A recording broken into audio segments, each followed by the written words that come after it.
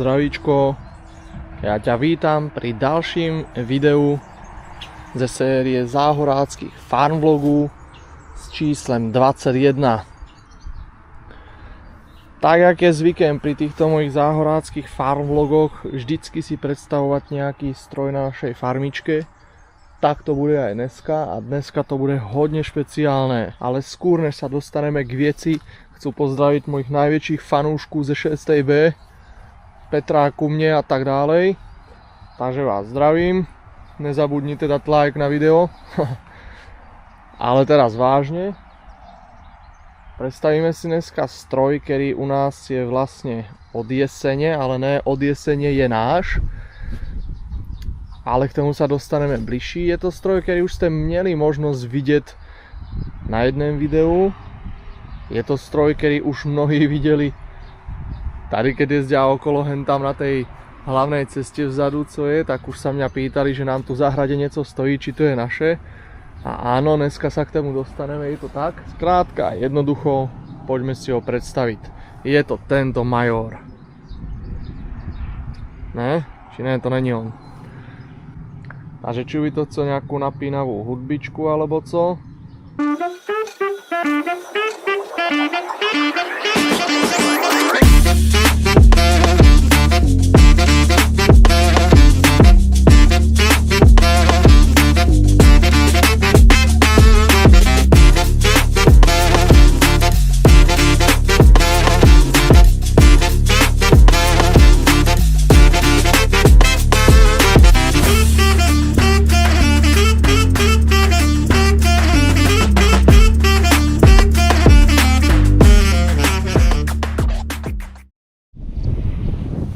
No ale dosť bylo kochání, poďme si k nemu něco povídat.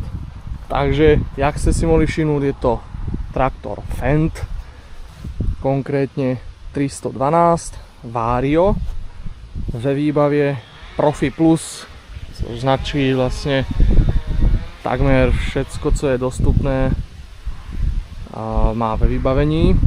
Je to rok výroby 2019, takže není to funglovka. Má narobených zhruba, momentálne má 2600 hodín, myslím.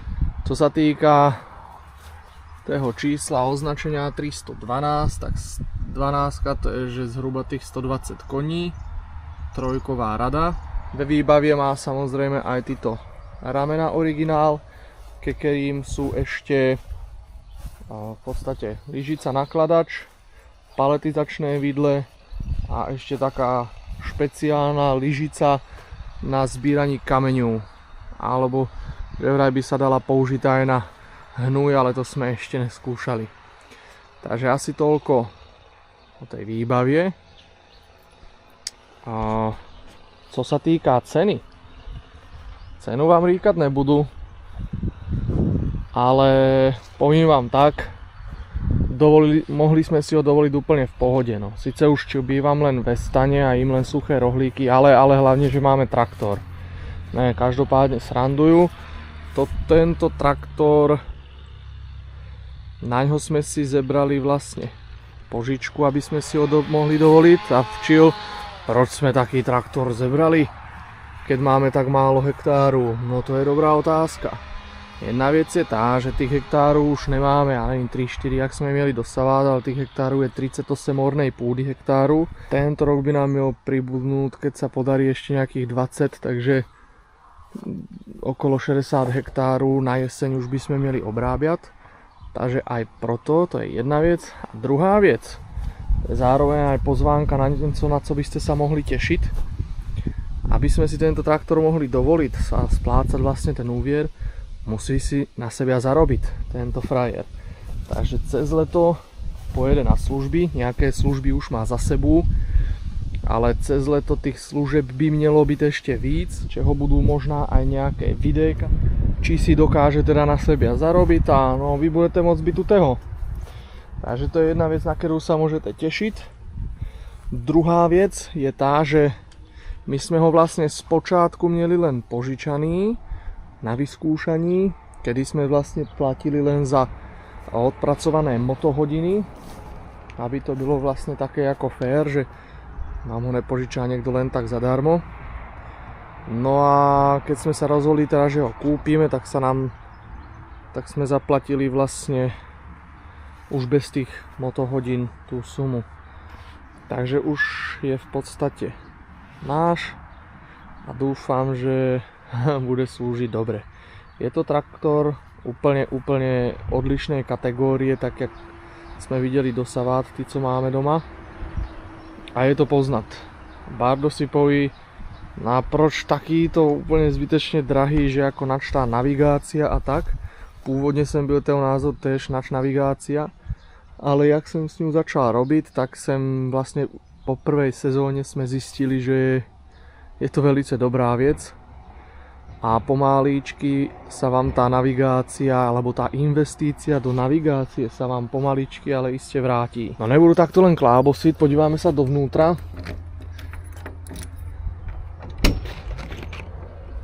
Co je úplne najlepší na tento traktory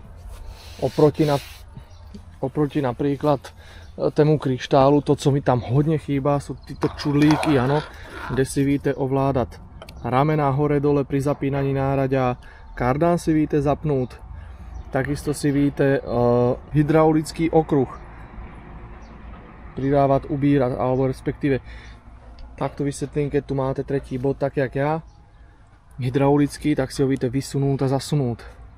Takže to je Ježkovi zraky veľká pomoc, ktorú už majú v podstate všetky traktory, ale na ten kryštáli to tam chýbalo. Tak keď ste chceli trošku posunúť ramena, no tak biehnú do traktora, zase spátky a tak ďalej. No, jak to vypadá vnútri, asi takto nejak, není to tu moc čisté, lebo zrovna to natáčam v časi, keď je sezóna v plném prúde. A včera zrovna popršalo konečne, tak dneska mám chvíľku čas na natočení a tak není moc vyčistený, no to sa omlouvám, ale snad nikomu to vadí nebude. Takto to vypadá vnútri. Ja už mám natočené aj video z práce z tohoto traktoru, kde aspoň trošičku niečo opíšu, co tu jak je. Tak vám vlastne to video môžu pustiť. Tak zdravím ťa aj takto zvnútra z kabíny, aby sme si ukázali aj vlastne jak tento traktor vypadá, jak trošku funguje. Sú s ním totálny začátečník, množstvo vecí ešte neovládám, vím len tí akéby základné veci. Takže keď aj niečo povím možno nepresne, tak mňa omluvte. Samozrejme budu moc rád, pokiaľ tí, ktorí ste skúsení, mňa buď opravíte alebo doplníte. Možno to pomôže aj ostatným, ktorí hľadajú odpovedi na svoje otázky ohľadne tohoto alebo podobného traktora. No ja sa tu len otočím, človek.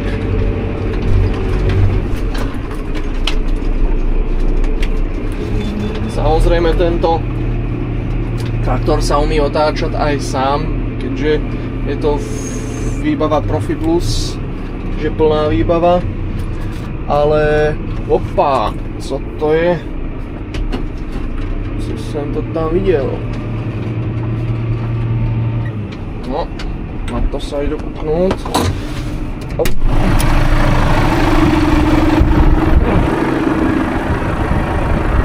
No ty brďo.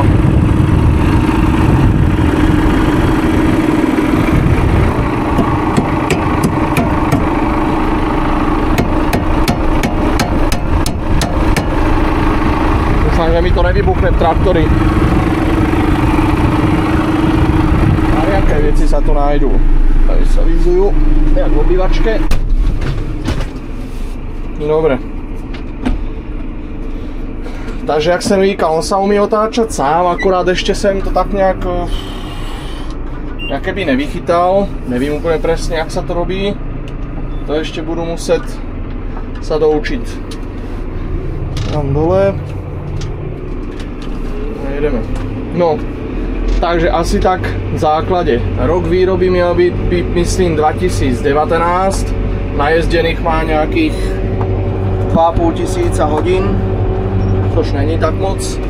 Je taký ako fajn zajetý. Tak po tejto stránke paráda. Počká, abych tady nesundal stĺp. Dobre, vyjde to. Snáď jo. Výborne, akorát vypočítané na milimetre. No, čím začať? Tu sa môžeme kúpnúť na palubovku, tu sú samozrejme klasické kontrolky, môžete vidieť. Hladina AD Blue, močoviny, nafta, tlak oleja, teplota. Vlastne tie najzákladnejšie veci, ktoré tu máte, plus samozrejme tento displej ukazuje ešte otáčky, teplotu venku, teplotu v kabíne, jak mám nastavenú, rýchlosť aktuálnu a samozrejme ukazuje všetky hlásenia, ktoré treba, keď je nejaká porucha na traktori. Tu na displeji sa zobrazí kód a ja si vlastne môžu vyhľadať, co sa presne stalo, či to ide teda opraviť, alebo treba navštíviť servis, alebo už co, jak sa rozhodnú, to už je potom na mne. Dobre, čiže vidím akorát hentam sa mi trošku porouchal válec, hentam tá jedna, ten držák sa trošku pootočil, tým pádem on rie více do zemi, než by měl, ale to je v pohode, to nejak spravím. Není to zase až také hrozné. Je to vlastne automat, dá sa prepínať na buď manuál alebo automat. Tu, co by sem na volante, tu je také ako samozrejme spojkový pedál, ktorý používa sa vlastne asi len až pri štartovaní. Tento pedál slúži na volant, nastavovaní volantu hore, dole, dopredu, dozadu. Brzdový pedál, tento žlutý plynový. Tu si najedu na rádek, môžeme to tam samé navede. Spustím a jedeme. Takže tu páčka v podstate jak na aute, kde je smerovka, ostrikovač, stierače. Tu táto špeciálna páčka je zaujímavá, tá je dobrá, keď používame ramena, alebo teda nakladač, tak týmto si prepínam chod buď dopredu alebo zpátečku, takže jednu ruku vlastne ovládam ramena a druhú ruku si ovládam traktor dopredu dozadu, což je veľká pomoc. Potom tu ešte je tlačítko na výstražné, samozrejme to nejaké vietráky, všetky pozavírané, nevím proč. Aj, už vím, čo robili decka v traktori. Takže tak. No a potom samozrejme ešte teda tento ovládací panel s joystickama, s obrazovku s mojím mobilem a so všetkýma týmato vecama, ktoré 3/4 ešte ani nevím, na co je. Tento kombinátor, o ňom vlastne nebudu asi natáčať, lebo ja neviem, či náhodou už som aj nenatáčal o ňom. Ten už máme vlastne dlho, je to 2,8 metra zábier. Na tento traktor samozrejme hračka, že? Ale no tak keď nemáme iný stroj, tak aj tento je dobrý. Lepší jak nic. Tento traktor je taká ako už no úplne iná liga, než to, na co sme byli zvyklí do včelku. Je to komfort ako jak bych to povedal, neporovnateľný. A zatím teda som na tento traktori nenašel ani jednu vec, ktorá by mi tu treba vadila, alebo tak, áno. Pri kryštáli treba to zapínaní náraďa a takéto veci, no to je hrúza des. Ale pri tento traktori zatím, no úplne že topka. Je tu ešte ďalších milión vecí, ktoré by som vám mohol povedať, ale už aj tak je to video hodne dlhé a nudné, že neviem, či vôbec niekto sa dostane až do tejto pasáže. Každopádne, keby sú nejaké veci, ktoré by ste chceli o tom vedieť, o tento traktori, že by som ešte niečo natočil alebo tak klidne napíšte do komentáru, ja budu len rád. Nebránim sa, áno. sú rád za každú inšpiráciu, ktorú mi dáte. No a na záver už mi nezostáva nic iné, len sa s vama rozlúčiť. Ešte by som chcel pozdraviť mojich žákov ze 6. B, ktorí pravidelne sledujú tieto videá. Dúfam, že ich to nejak psychicky nepoznamená na celý život. Tak vás všetkých zdravím, pajtáši, a učte sa, nech máte dobré známky. Ja som moc rád, že ste to video dokúkali až do konca. Budú sa tešiť na vás pri ďalším videu. Je toho ešte hodne, co musím ukázať za tie posledné 2 roky, kedy som vlastne netočil farm vlogy záhorácké. Dosť vecí sme ešte nakúpili, takže máte sa na co tešiť. Ja sa s vama lúčim, miejte sa krásne, nech sa vám darí. Čauko.